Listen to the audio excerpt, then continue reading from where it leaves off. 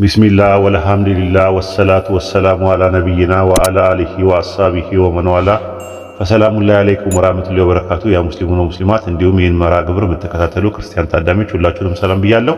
ኢንሻአላህ ዛሬ የምንመለከተው ጥቅስ ምንድነው? ኦሪት ዘፍጥረት ምዕራፍ 1 ቁጥር 26 ላይ ያለውን።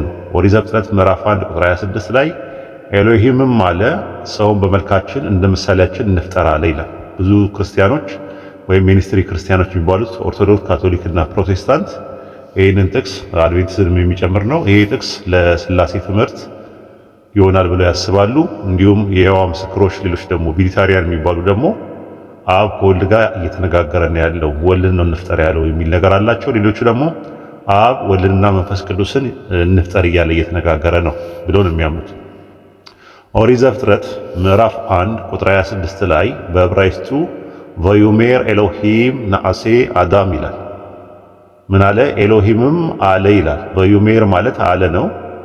ኤሎሂም ማለት ያው አምላክ ማለት ነው። አምላክም አለ ይላል። ነአሴ አለ አዳም ይላል። አዳምን ወይም ደግሞ አዳምን እንፍጠር አለ ይላል። አሁን እንፍጠር ነአሴ የሚለው ቃል እንፍጠር ዊ ዊል ሜክ መሆን ይችላል። ሌታስ ሜክም መሆን ይችላል። አንዳንድ እንግሊዝኛ ትርጉሞች ዊ ዊል ሜክ ብለው ተርጉሞታል። አይሁዶችም ዊ ዊል ሜክ ብለው ነው ያስቀመጡት። ራሱ ማለት ነው እንፍጠር የሚለውን ራሱ ነው የሚናገረው። ዊ ዊል ሜክ ነው የሚሆነው ብለው ያስቀመጡ አሉ። አይሁዶች አጠቃላይ እንደዛ ነው ያስቀመጡት።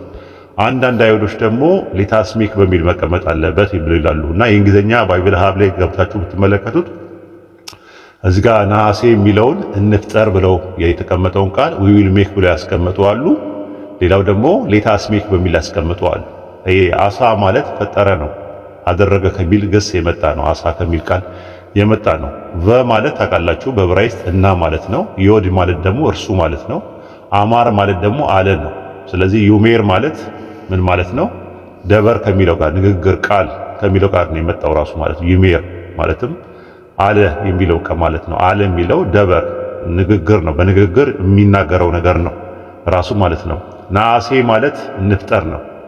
አሴ ማለት ደግሞ አሴ ማለት ልፍጠር ማለት ነው። ልፍጠር በሚልበት ላይ ነው ና የምትለዋ ነገር የገባችው እና ልፍጠር በሚለው ቃል ላይ ቀጥያ ሆና ና ተብላ ተውላጠ ስም የስም ለዋጭ ሆና ስትመጣ ነው ራሱ ተውላጠ ስሙ ወይም ና የሚለው ነገር የስም ልዋጭ ሆና ነው። ኤሎሂም የሚለውን ለውጦ የመጣ ነው ራሱ ኖርማሊ ማለት ነው። ና የምትለዋ ነገር የምታመለክተው ማለት ነው እኛ እንደማለት ነው ራሱ እኛ እንደማለት ወይም ደግሞ ፈርስት ፐርሰን ላይ የተቀመጠ ፕሉራል ፎርም ነው ማለት ነው። እና ያ ነገር የተቀመጠው ኤሎሂም የሚለውን ቃል ተክቶ ነው። ታስታውሱ እንደሆነ ኤሎሃ አለ መድረሻ ቀጥያው ላይ ኢም ነገር ምትላለች። ኢም ማለት ኤሎሂም ማለት ነው። እና አንድ አምላክ ነው ያለው። ግን የአንድ አምላክ ኢም የምትለዋ ነገር የገባችሁ ባለፈው ጊዜ ስንመለከተው ለምንድን ነው ኢም የምለው የምትገባ? ለአምፕሊቲዩድ መግባት ትችላለች ብለናል። ስለዚህ ኤሎሂም ብሎ እስካለ ድረስ ማለት ልፍጠር አሴ ብሎ የሚናገርበትን እንፍጠር ብሎ ሲናገር ፕሉራል ኦፍ አምፕሊቲዩድን ያሳያል የሚል የመጀመሪያ አይሁዶች አተርጓጎም ይሄኛው ነው የመጀመሪያው ማለት ነው። ነአሴ ማለት አሴ ከሚለው አሴ ማለት ልፍጠር ነው። ልፍጠር የምትለዋ ላይ ና የምትለዋ ነገር የገባችው ና የሚለው ነገር የተውላጠ ስሙ የስም ልዋጭ ሆኖ የገባ ነው። ማን የሚለውን ስም ለውጦ ነው?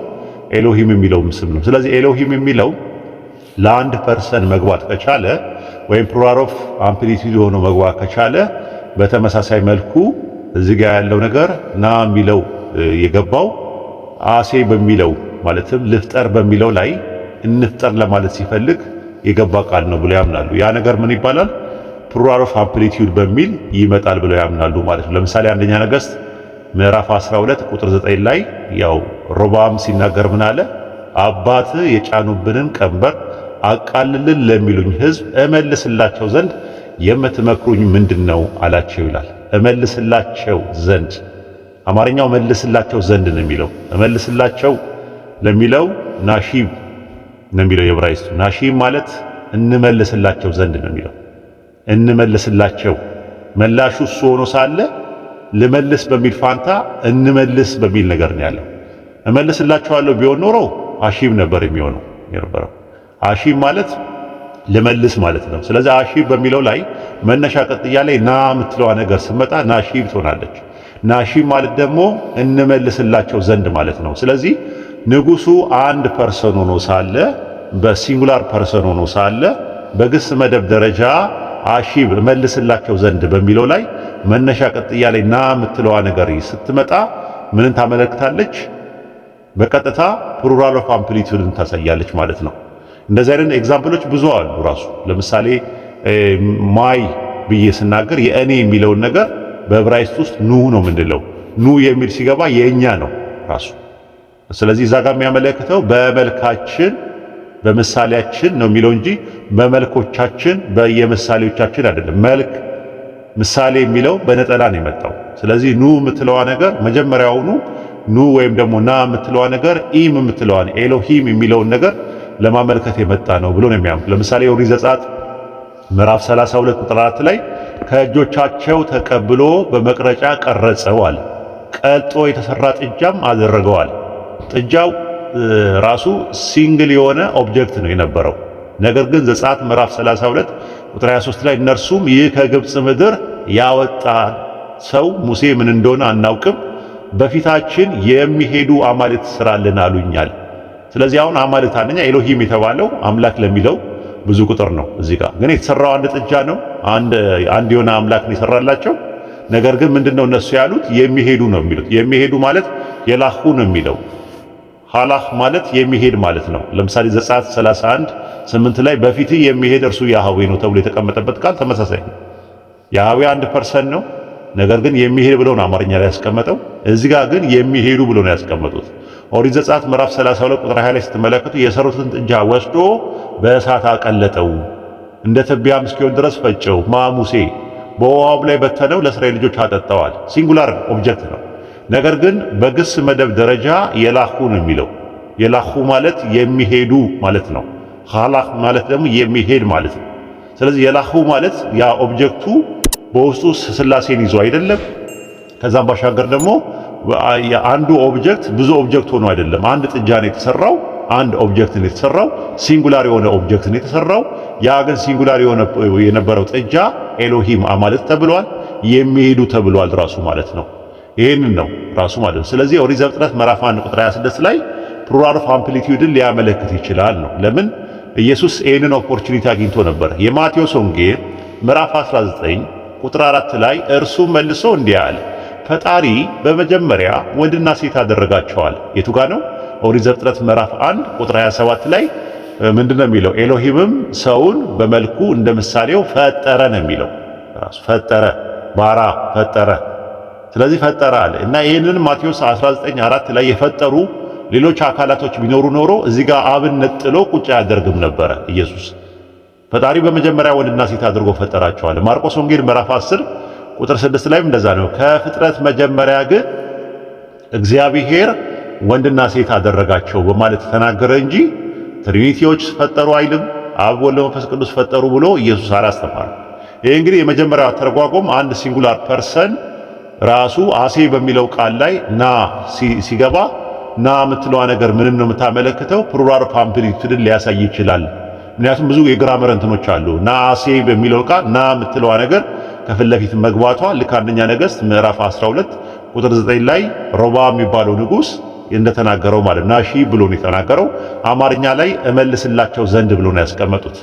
እንመልስላቸው መሆን ይችላል ራሱ አሺ በሚለው ቃል ላይ መነሻ ቀጥያ ላይ ና የሚለው ነገር ስለገባ ማለት ነው። ይሄ የመጀመሪያው አተረጓጎም ነው። ስለዚህ የመጀመሪያ አተረጓጎም ይሄ ሲሆን፣ ሁለተኛው አተረጓጎም ደግሞ ያህዌ እየተነጋገረ ያለው ከራሱ ባህሪ ጋር ነው። ለምሳሌ ኦሪት ዘፍጥረት ምዕራፍ 2 ቁጥር 7 ላይ ያህዌ ኤሎሂምም ሰውን ከምድር አፈር አበጀው አለ። ልብ አድርጉ፣ አበጀው ይላል። ከምንድን ነው ያበጀው ሲባል ከምድር አፈር አበጀው ራሱ ማለት ነው። ምን ማስረጃዎች አሉ ሲባል ኢዮብ ምዕራፍ 33 ቁጥር 6 ላይ እኔ ደግሞ ከጭቃ የተፈጠርኩ ነኝ አለ። ማን የፈጠረው ምናምን ሲባል መዝሙረ ዳዊት ምዕራፍ 119 ቁጥር 73 ላይ በምኑ ነው የፈጠረው ለሚለው ይፈታልናል። እጆች ሰሩኝ አበጃጁኝ አለ። ተመልከቱ፣ ያህዌ ሰውን ከምድር አፈር አበጀው አለ። በምንድን ነው ያበጀው ሲባል በእጆቹ ነው ያበጀው።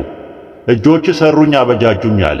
ስለዚህ አሁን ምንድነው ፈጣሪ ከራሱ ጋር እየተነጋገረ ነው። ከራሱ ባህሪያ ጋር ከራሱ እጆች ጋር መነጋገር ይችላል። ለምሳሌ መዝሙረ ዳዊት ምዕራፍ 103 ቁጥር 1 ላይ ነፍሴ ሆይ ያህዌን ባርኪ፣ አጥንቶቼ ሁሉ የተቀደሰ ስሙን ባርኩ እያለ ይናገራል። እንግሊዝኛው ላይ እዩት ከፈለጋችሁ ማለት ነው። ነፍሴ ሆይ ያህዌን ባርኪ፣ አጥንቶቼ ሆይ የተቀደሰ ስሙን ባርኩ። አሁን ባርኩ ብሎ ባርኪና ባርኩ እያለ ያህዌ ማነው ዳዊት እያነጋገረ ያለው ማንን ነው ሲባል የራሱን ባህሪ ነው። ነፍስ የሚባል ከሱ ተለይቶ ለብቻው የተቀመጠ ነገር የለም። አጥንቶች የሚባሉ ደግሞ ከሱ የተለዩ ነገሮች አይደሉም። ከራሱ ጋር ነው። ዳዊት በሁለተኛ መደብ በትእዛዛዊ ግስ የራሱን ነፍስና አጥንት ባርኩ ካለ የራሱ ነፍስ ነፍሴ ወይ ባርኪ፣ አመስግኚ፣ ታመኚ፣ አትርሺ፣ ተመለሺ እያለ ብዙ ቦታ ላይ ይናገራል ዳዊት።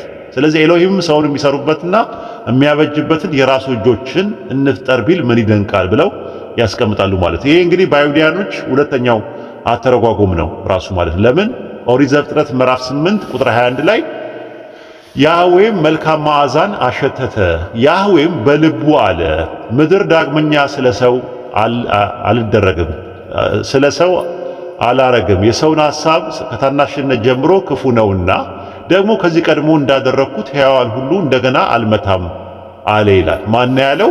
ያህዌ ነው ያለው። ለማን ያለው? በልቡ አለ ነው የሚለው። እንግዲህ በልቡ ካለ ለማን ነው ያለ ያለው?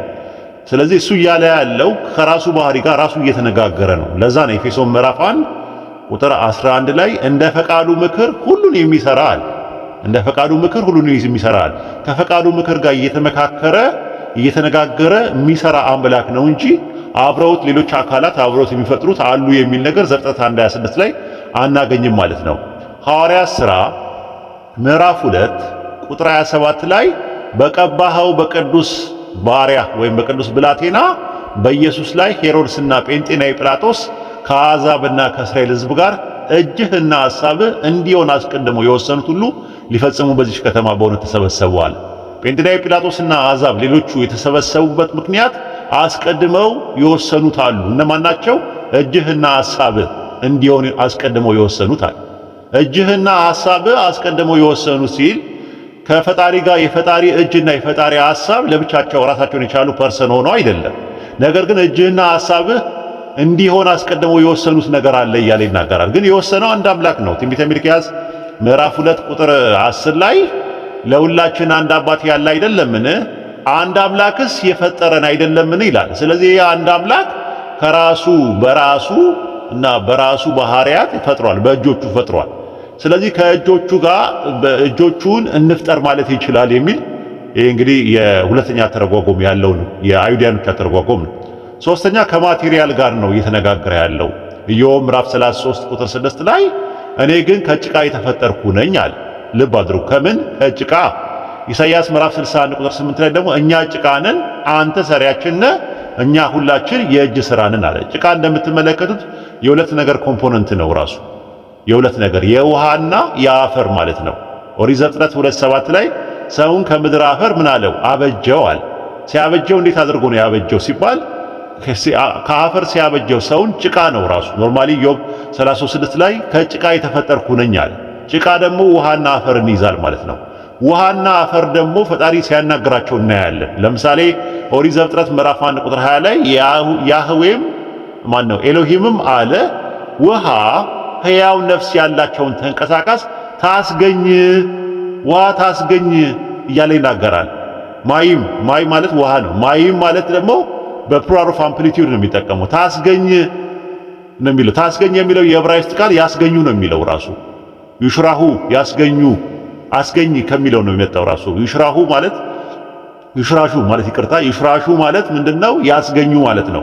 ስለዚህ ውሃ ማስገኘት ወይም ደግሞ መስራት የምትችል ነገር እንደሆነ እዚህ ጋር ተጠቅሷል ማለት ነውና እርሱ አዟልና ጸኑ ተፈጠሩም ይላል ራሱ። ስለዚህ ውሃ አስተዋጽኦ አለው። አፈርስ ሲባል ኦሪት ዘፍጥረት ምዕራፍ 1 ቁጥር 24 ላይ ኤሎሂምም አለ ምድር ወይም አፈር ሕያዋን ፍጥረታትን እንደ ወገኑ ታውጣ።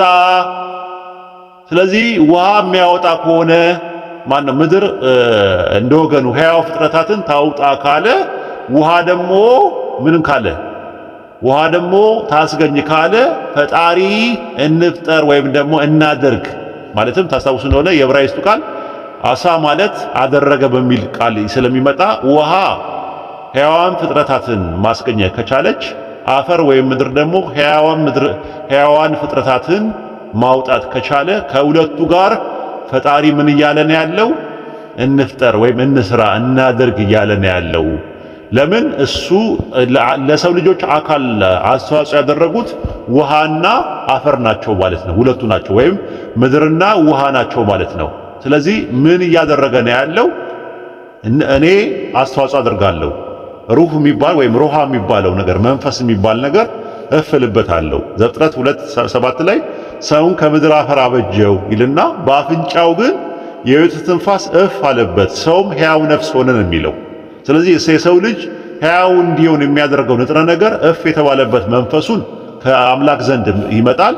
ስጋ ደግሞ ከአፈር ነው ራሱ። ስጋ ደግሞ የሚባለው ነገር ወይ ከአፈርና ከውሃ ወይም ጭቃ ነው ራሱ ነው ኖርማሊ። ለዛ ነው መጽሐፈ መክብብ ምዕራፍ 2 ቁጥር 7 ላይ ምንድነው የሚለው? መንፈስም ወደ ሰጠው ወደ ያህዌ ይመለሳል አለ። አፈርም ወደ አፈር ይመለሳል አለ። ማነው አፈር የተባለው? ስጋ ነው። ስጋ የተሰራው ከምንድነው? ከጭቃ ነው። ስለዚህ እናድርግ እንፍጠር ያለው ከአፈርና ከውሃ ጋር ነው የሚል ሌላ ሁለተኛ ሶስተኛ ትርጉም አለ ማለት ነው። አራተኛ ትርጉም ምንድነው? እንፍጠር ሲል ሌሎች ሰውን ብቻውን ለምሳሌ እንፍጠር ብሎ በሚናገርበት ሰዓት ላይ ለሰማያውያን ለመላእክቶች እየነገራቸው ነው ያለው። እንፍጠር እያለ ያለው እነሱ ይፈጥራሉ ማለት አይደለም። ለምሳሌ ኦሪት ዘፍጥረት ምዕራፍ 2 ቁጥር 7 ላይ ሰው ብቻውን መልካም አይደለም፣ የሚመች ረዳት ልፍጠርለት ነው የሚለው የዕብራይስጡ። ኦሪት ዘፍጥረት ምዕራፍ 2 ቁጥር 18 ላይ ማለት ነው። እንግሊዘኛውንም ማየት ትችላላችሁ ራሱ ኖርማሊ ማለት አይ ዊል ሜክ ነው የሚለው ሄልፐር ነው የሚለው እና ረዳት እንፍጠርለት ሳይሆን ልፍጠርለት ነው የሚለው የዕብራይስጡ ማለት ነው። አዲሱ መደበኛ ትርጉምም ኦሪት ዘፍጥረት ምዕራፍ 2 ቁጥር 18ን አስተካክሎት ሰው ብቻውን ይሆን ዘንድ መልካም አይደለም፣ የሚመች ረዳት አበጅለታለሁ ነው የሚለው ራሱ። በ1879 ላይ የታተመው ራሱ እግዚአብሔር አምላክ አለ ሰው ብቻውን ይሆን ዘንድ መልካም አይደለም፣ የሚመች ረዳት በአግባቡ የምትስማማው ልፍጠርለት አለ። የቁም ጽሑፍ የአባሮሜ ትርጉም የሚባለው ልፍጠርለት ብሎ ነው ያስቀመጠው ማለት ነው። የዕብራይስጡ አሴ ነው የሚለው ራሱ ልፍጠር ነው እንጂ እንፍጠር አላለም ማለት ነው። ስለዚህ እንግሊዘኛው ላይ አይ ዊል ሜክ ማለት ነው ራሱ አይ ዊል ሜክ የሚለውን ነገር ና የምትለዋ ስትጨመር ዊ ዊል ሜክ መሆን ይችላል ማለት ነው። ቅድም እንዳየነው ማለት ነው። ታዲያ ልፍጠር የሚለው ነገር ዘፍጥረት 2:18 ላይ ልፍጠር የሚለው ነገር ካለ እንፍጠር የሚለው ከየት መጣ ካልን ግሪክ ሰብስቲዩሽንት የሚባለው ላይ ወይም ኤልኤክስኤክስ የሚባለውና ግዕዙ ላይ እንፍጠር ብሎ ነው ያስቀመጠው ማለት ነው። ወይ ቤሎ እግዚአብሔር ይኮነ ሰናዬ ለጓለሜሃው ይንበር ባህቲቱ ንግበር ነው የሚለው። ንግበር ማለት እንፍጠር ማለት ነው። ለዛ ነው በ1954 የሚባለው የኃይለ ሥላሴ መጽሐፍ ላይ ኦሪት ዘፍጥረት ምዕራፍ 2 ቁጥር 18 ላይ የሚመች ረዳት እንፍጠርለት ብሎ ያስቀመጠው ማለት ነው። ያ የመጣው ከየት ነው? ከግሪኩ ቃል ነው ራሱ ፓይሴሜን ከሚለው ቃል ነው። ፓይሴሜን ማለት እንፍጠር ማለት ነው ራሱ ማለት ነው። አሁን እንፍጠር የሚለው ነገር ከየት ነው የመጣው? እነማንን ነው የሚለው ነገር መላእክትን ሊያመለክት ይችላል። ለምሳሌ መጽሐፈ ኩፋሌ ምዕራፍ 4 ቁጥር 4 ላይ ኢትዮጵያ ላይ በግዕዙ ያለው ምንድነው? ወይቤሌን እግዚአብሔር ለነ አኮ ሰናይ የሃሉ ብእሲ ባህቲቱ አላ ንግበር ሎቱ ወበራደ ዘከማሁ ወደ እግዚአብሔር አምላክነ እድመተ ላሊሁ ወነመ ይላል ማለት ነው። እግዚአብሔር አምላክነ ማለት እግዚአብሔር አምላካችን ለኛ እንዲያለን ኩፋሌ 4:4 ላይ ተመልከቱት። ፈጣሪያችን እግዚአብሔር ለኛ እንዲያለን አለ። ሰው ብቻውን ይሆን ዘንድ መልካም አይደለምና የሚመች ረዳት እንፍጠርለታል ይላል። ኩፋሌ ምዕራፍ 2 ቁጥር 1 ላይ መመልከት ትችላላችሁ። ረጋ ብላችሁ ስለማን ነው የሚያወራው የሚለውን ነገር ማለት ነው። ኩፋሌ ምዕራፍ 2 ቁጥር 1 ላይ የፊቱ መልአክ መጣ ወደ ሙሴ። ኩፋሌ 2:4 ላይ አሁንም መጣ። ኩፋሌ 4:1 ላይ መጣ መልአኩ ለሙሴ የፊቱ መልአክ እየተናገረ ይመጣና ሲናገር ምን አለ? መላእክቱን ወክሎ ምን አለ? ፈጣሪያችን እግዚአብሔር ለኛ እንዲህ ያለን አለ። ምን አለ? ሰው ብቻውን ይሆን ዘንድ መልካም አይደለም፣ የሚመች ረዳት እንፍጠርለት አለ። መጽሐፈ ኩፋሌን የሚቀበሉ ሰዎች ኦርቶዶክሶች ናቸው። መጽሐፈ ኩፋሌን የማይቀበሉ ደግሞ ፕሮቴስታንቶች ወይም ሌሎቹም ካሉ ቢያንስ እንኳን ዘፍጥረት 1:26 እና 2:18 ላይ ያለው ፈጣሪ እንፍጠር ያለው ለማን እንደሆነ ኢንፎርሜሽን እያገኙ ነው። ኢንፎርሜሽን ማለት መረጃ እያገኙ ነው። ማስረጃ አድርጎ ባይቀበሉት እንኳን ኤቪደንስ አድርጎ ባይቀበሉት እንኳን መረጃው አለ። ቢያንስ ፍንጭ ነገር አለ። ፍንጩን እንድታውቁት ነው። ለኦርቶዶክስ ግን ምንድነው የሚሆነው? የጥቅስ ማስረጃ ነው የሚሆነው። መረጃ ብቻ አይደለም፣ ራሱ ኤቪደንስ መሆን አለበት። ራሱ ፈጣሪ እንፍጠር እያለ ያለው ከመላእክት ጋር መሆኑ ይህ ጥቅስ በማያሻማ መልኩ ይናገራል። ኤሎሂምም አለ ሲል እኮ ኤሎሂም የሚለውን እናንተ የምትጠቀሙበት ለስላሴ ብላችሁ ነው የምትጠቀሙበት። ስለዚህ ስላሴ ወይም ኤሎሂም አብ ወልድ መንፈስ ቅዱስ የሆነው ኤሎሂም ከማን ጋር ነው እየተነጋገረ ያለው? የግድ ከሱ ውጪ ከሆኑ አካላት ጋር እየተነጋገረ መሆኑን ማስረጃ ሊሆን ይችላል ማለት ነው ራሱ ማለት ነው። ለምሳሌ መላእክት ይፈጥራሉ እንዴ ተብሎ ከተጠየቀ ምንድነው መልሱ? ከዛ በፊት አንዳንድ ነገሮችን እንመልከት። ኦሪት ዘፍጥረት ምዕራፍ 3 ኦሪት ዘፍጥረት ምዕራፍ 4 ቁጥር 4 ላይ ያለውን ጁብሊ የሚባለው መጽሐፍ አለ። በእንግሊዝኛ ላይ አለ ራሱ ጁብሊ የሚባለው መጽሐፍ፣ ያው መጽሐፈ ኩፋሌ የሚባለው ነው። የሙት ባህር ጥቅል ውስጥ ከተገኙ መጽሐፍቶች አንደኛው ነው። እዛ ላይ የጁብሊ የሙት ባህር ጥቅል ላይ የተገኘው ላይ ኦሪት ዘፍጥረት ማነው ጁብሊ ምዕራፍ 3 ቁጥር 4 ላይ ነው የምታገኙት። እግዚአብሔር አምላክ ለኛ እንዲህ ያለን አዳም ብቻውን ይሆን ዘንድ መልካም አይደለም፣ እንደርሱ ያለ ረዳት እንፍጠርለት የሚለው ኩፋሌ 4:4 ላይ ሳይሆን ያለው ጁብሊ ላይ ሲሆን ደግሞ 3:4 ላይ ነው ያለው። and the Lord said unto us አምላክም እንደዚህ አለ it is not good that man should be alone let us make a helper for him ሰው ብቻውን ይሆን ዘንድ መልካም አይደለም፣ የሚመች ረዳት እንፍጠርለት አለን ለኛ። ከዛ the Lord our God caused deep sleep አለ። እንደገና ደግሞ አለ አምላካችን እግዚአብሔር በእርሱ ላይ እንቅልፍ አመጣበት እርሱም ተኛ ነው የሚለው። ማን ነው የሚለው? ጁብሊ ምዕራፍ 3 ቁጥር 4 ላይ ነው የምናገኘው ማለት ነው። እና አምላካችን እያለ የሚያወራው እንትን ላይ የዕብራይስጡ ላይ ደግሞ አሁን ላይ ያለው ዕብራይስጡ ላይ ምንድነው የሚለው? 3:5 ላይ ነው የምታገኙት። እግዚአብሔር ለኛ እንዲህ ያለን ሶስት ናቸው። የሙት ባህር የተገኘው ላይ 3:4 ላይ ነው የምታገኙት። የኢትዮጵያ መጽሐፈ ኩፋሌ ደግሞ 4:4 ላይ ነው የምታገኙት። እንደና ደግሞ የዕብራይስጥ አለ ራሱ የነበረ ራሱ ማለት ነው አፖክሪፋ ብለው የሚያስቀምጡት አለ ጁብሊ የሚባለው እዛ ላይ ደግሞ 3:5 ላይ ነው የምታገኙት። እግዚአብሔር ለኛ እንዲህ ያለን አዳም ብቻውን ይሆን ዘንድ መልካም አይደለም፣ እንደርሱ ያለ ረዳት እንፍጠርለት፣ አምላካችን ያህዌም በእርሱ ላይ እንቅልፍ አመጣበት እርሱም ተኛ ነው የሚለው። ስለዚህ ይህንን ነው የሚያመለክተው። ሌላው ታርገም ይባላል። ዘፍጥረት 1:26ን የተቀመጠው ታርገም ማለት እንደምትመለከቱ ትርጉም ማለት ነው፣ ትራንስሌሽን ማለት ነው። ዕዝራ 7:4 ላይ ማየት ይችላል። በአረማይስጥ ቋንቋ ተተርጉሞ ነበር የሚለው ተተርጉሞ ለሚለው የገባው ቃል መተርጉማም ማን ነው? መትርጓም ነው። መትርጓም ማለት ተተርጉሞ ማለት ነው፣ በግስ መደብ ነው። ይሄ መጽሐፍ የተጻፈው ከ35 እስከ 120 ድህረ ልደት ይኖር የነበረው አኪላስ ወይም አቂላስ ያዘጋጀው ቶራ መሰረት ያደረገ ማብራሪያ ታርገም አኪላስ ወይም ደግሞ አቂላስ ይባላል ማለት ነው። ከ110 ቅድመ ልደት እስከ 10 ድህረ ልደት ይኖር የነበረው ተብሎ በሚገመተው ደግሞ ዮናታን ቤን ኡዚኤል ያዘጋጀው ነቢንም መሰረት ያደረገ ማብራሪያ ደግሞ ታርገም ዮናታን ይባላል ማለት ነው። እንታውቁት ነው። ታርገም ዮናታን ላይ ዘፍጥረት ምዕራፍ 1 ቁጥር 26 ላይ ሲናገር ምን ይላል? ጌታ በፊቱ ለሚያገለግሉት መላእክት ሰውን በመልካችን እንደመሰላችን እንፍጠር አለ ይላል። ጌታ በፊቱ ለሚያገለግሉት መላእክት እነማን ናቸው? በፊቱ የሚያገለግሉት መላእክት ስንል በፊቱ የሚያገለግሉት መላእክት የተባሉት መላእክቶች ናቸው ማለት ነው። ጌታ በፊቱ ለሚያገለግሉ መላእክት ሰውን በመልካችን እንደመሰላችን እንፍጠር አለ ይላል። ታርገም ዮናታንን ኦሪት ዘፍጥረት ምዕራፍ 1 ቁጥር 26 ላይ ያለው ማብራሪያ ማየት ትችላላችሁ ማለት ነው። ኢየሱስ ከመምጣቱ ከ100 ዓመት በፊት የተዘጋጀ ነው ታርገም ዮናታን። ስለዚህ ታርገም ዮናታን ዘፍጥረት 1:26 ላይ ጌታ በፊቱ ለሚያገለግሉ መላእክት ሰውን በመልካችን እንደየመሰላችን እንፍጠር አለ ይላል። ስለዚህ እነዚህ ሰዎች ለኢየሱስ እስኪመጣ ድረስ ኢየሱስም መጥቶ ራሱ ይህን ትምህርት ዘፍጥረት 1:26ን ለስላሴ ብሎ አልተጠቀመበትም። ሐዋርያትም ዘፍጥረት 1:26ን ለስላሴ ነው ብለው አልተጠቀሙበትም። ነገር ግን አይሁዳውያኖች ሲያምኑበት የነበረው ጌታ በፊቱ ለሚያገለግሉ መላእክት ነው ሰውን በመልካችን እንደ ምሳሌያችን እንፍጠር ያለው ብሎ ነው ያስቀመጡት። ስለዚህ መላእክቶች መፍጠር ይችላሉ ወይ ነው ጥያቄው። አሁን እንፍጠር ሲል መፍጠር ይችላሉ ወይ ነው። ይህንን ለመረዳት ምንድነው አንደኛ ቆሮንቶስ ምዕራፍ 3 ቁጥር 9 ላይ ያለው ጥቅስ እዩት። የአምላክ እርሻ ናችሁ፣ የአምላክ ሕንፃ ናችሁ፣ ከእርሱ ጋር አብረን የምንሰራ ነንና አለ። ተመልከቱ፣ አዲስ ሰው የሚባለው አዲስ ፍጥረት የሚባለው ነገር ሲፈጠር አብረን የምንሰራ እኛ ነን ሲል ጳውሎስ አዲስ ፍጥረት አድርጎ ይሰራል ወይ ነው ጥያቄው። አይ አስተዋጽኦ ያደርጋል ከሆነ እንግዲያውስ በተመሳሳይ መልኩ መላእክቶችም ምናልባት ውሃ ሊያቀብሉ ይችላሉ፣ አፈር ሊያቀብሉ ይችላሉ። ከዛ አንጻር መታየት ይችላል ነው። ኤፌሶን ምዕራፍ 2 ቁጥር 1 ላይ በእርሱ ሕንፃ ሁሉ እየተጋጠመ በጌታ ቅዱስ ቤተ መቅደስ እንዲሆን ያድጋል። በእርሱ እናንተ ደግሞ ለአምላክ መኖሪያ ለመሆን በመንፈስ አብራችሁ ትሰራላችኋል። የሚሰራው ማን ነው? አምላክ ነው። በምንድን ነው የሚሰራው? በመንፈስ ነው የሚሰራው። ግን ብቻውን ነው የሚሰራው? ከእርሱ ጋር አብረን የምንሰራንና አለ ጳውሎስ።